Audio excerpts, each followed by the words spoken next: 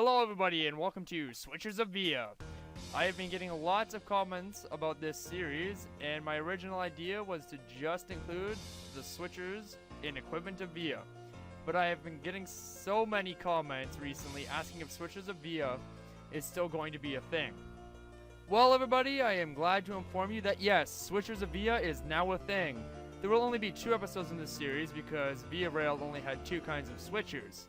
Today we'll be focusing on the MLW RS-10. But before we get into that, let's talk about the upcoming series in January. I have rewatched some of the videos and my explanation of January is everywhere. Saying that, I want to make everything clear so that there is no confusion. In episode 8 of Engines of Via, I said that I might do a series called Engines of the Santa Fe. A lot of people actually seem to like that idea, so you guys have a high chance to look forward to Engines of the Santa Fe. As you all know, I am also doing Engines of Go Transit. I had decided to do that a while back, but on top of those 2 series, I also have another surprise series for January. You guys won't find out until January, but at least it's now all clarified. I also have a posting schedule for the 3 series. We will do Engines of Go Transit on Mondays, Engines of the Santa Fe on Wednesdays, and the surprise series will be done on Fridays. Anyway, with all of the confusion out of the way, let's actually talk about today's episode, the RS-10. Via Rail Canada only rostered one ex-CP MLW RS-10. Her number was 8558.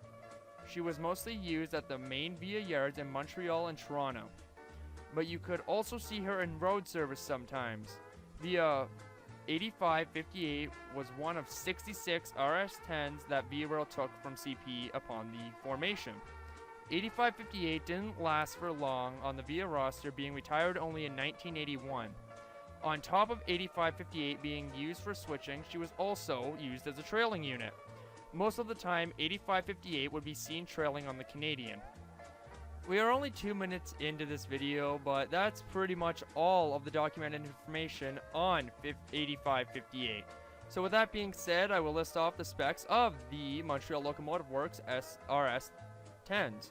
The locomotive weighed 243,000 pounds. They had an Elco 244 4-stroke diesel engine.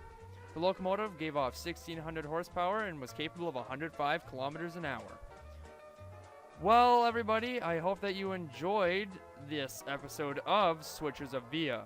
I'm sorry once again that it was not that long, but like I said, 8558 wasn't that well documented.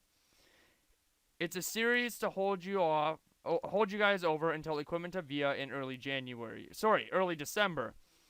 I also have another big surprise in January if all goes well.